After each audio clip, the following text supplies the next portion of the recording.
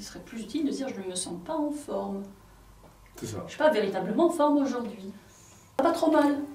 Et ça, c'est de la programmation négative et ça a l'air de rien. Et pourtant, ça conditionne énormément l'état d'esprit dans lequel nous allons passer notre journée. Ça conditionne les cellules, en fait. Et en plus de ça, ça va influencer les cellules. Donc je pense que la première des choses à faire, et pour répondre à ta question assez brièvement, la première chose à faire, et là ça ne dépend pas, ça dépend d'aucun hypnothérapeute ni rien du tout, il s'agit déjà de comprendre que l'inconscient entend mais ne comprend pas la négation.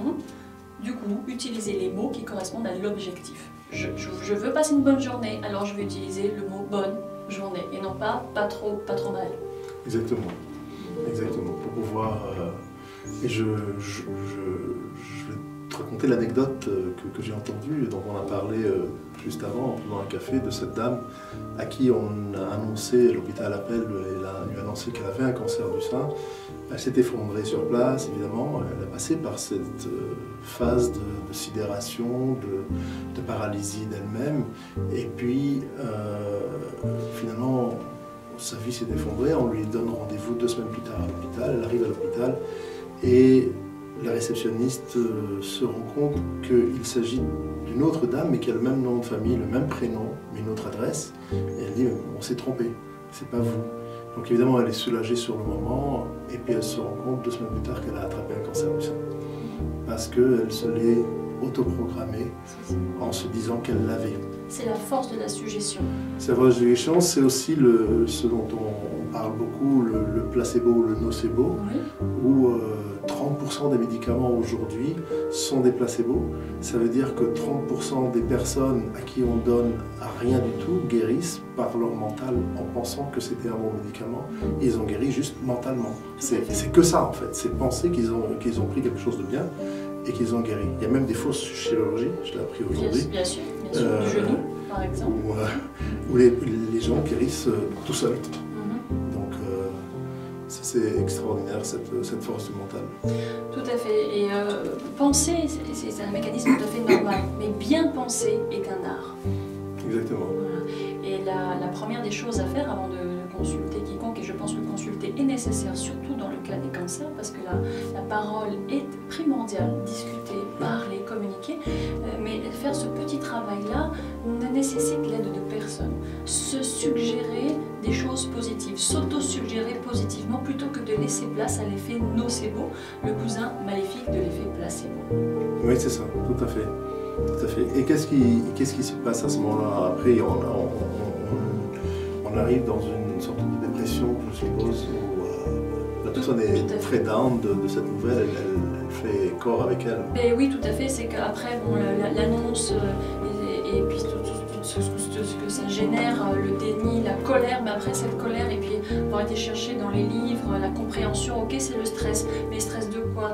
Qu'est-ce que j'ai pas digéré? Qu'est-ce que, bon, et bien après, il y a une phase un petit peu de dépression liée à la perte de sens. C'est-à-dire, de quoi maintenant quoi? Qu'est-ce que je fais? En l'occurrence, je suis, comme tu le sais très bien, enseignante en hypnose. Et tu le sais aussi, mon sujet de prédilection, c'est quoi? C'est la gestion de la douleur chronique. Et j'ai une passion pour cela.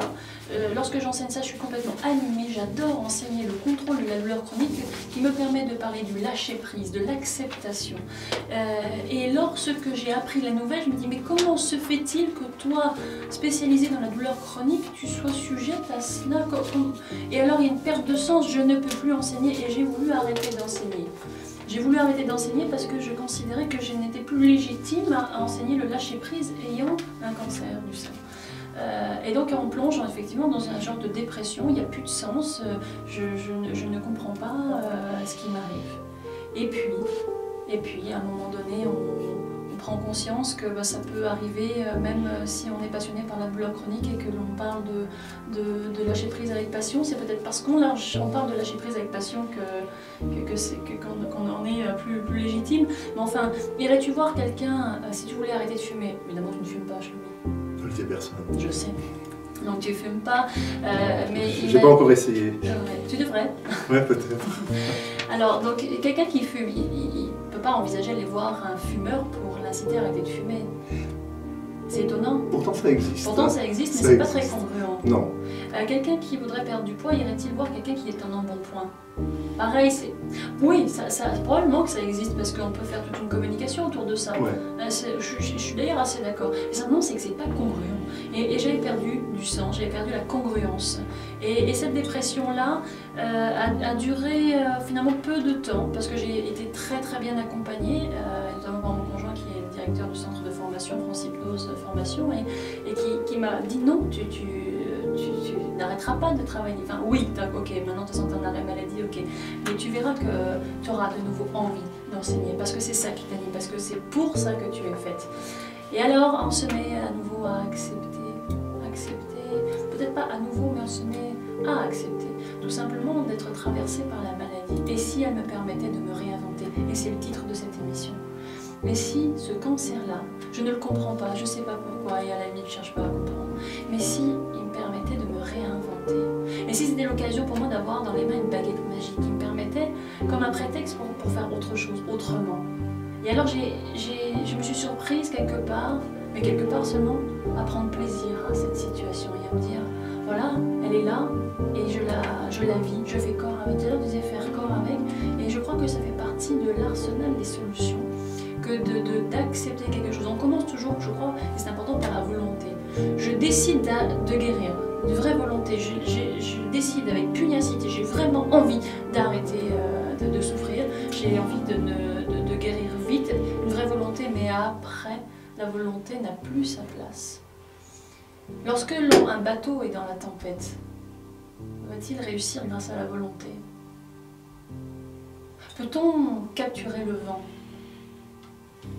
Non. Non. Non. Non. Et si moi j'aime pas les saisons, est-ce que j'ai un impact là-dessus? J'aime pas le passage du printemps à l'été, l'été à l'automne, l'automne à l'hiver, j'aime pas ça. Et je ne peux qu'accepter ça, c'est comme ça. C'est comme ça. C'est comme ça.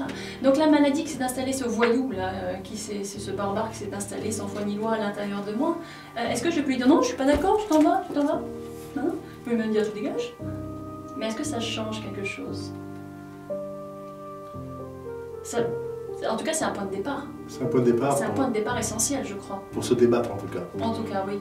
Quand on dit guérir suppose à un moment donné faire la guerre. Ouais. Mais la guerre, non pas avec soi, la guerre contre ce voyou, mais alors du coup, ça suppose quoi? Ça veut dire qu'il faut faire la paix avec soi.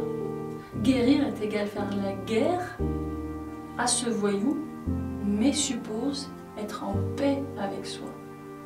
Et ça, c'est fondamental à comprendre, parce que lorsque l'on a un cancer du sein ou autre, on peut, et c'est assez facile, peut culpabiliser, se sentir coupable. Oui, bien sûr. Oui. Et alors s'en vouloir, et se dire qu'est-ce que j'ai pas digéré, pourquoi j'ai pas digéré, qu'est-ce que je n'ai pas fait, ou qu'est-ce que j'ai fait que je n'aurais pas dû faire. Et alors on s'en veut, des sentiments envahissent, frustration, on culpabilise, etc.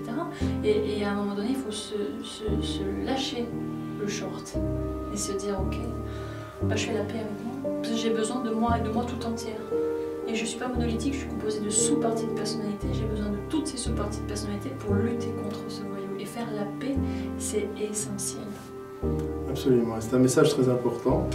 On va méditer sur ce message en prenant une petite pause musicale et revenir tout de suite après. Merci beaucoup, Monique Lévesque.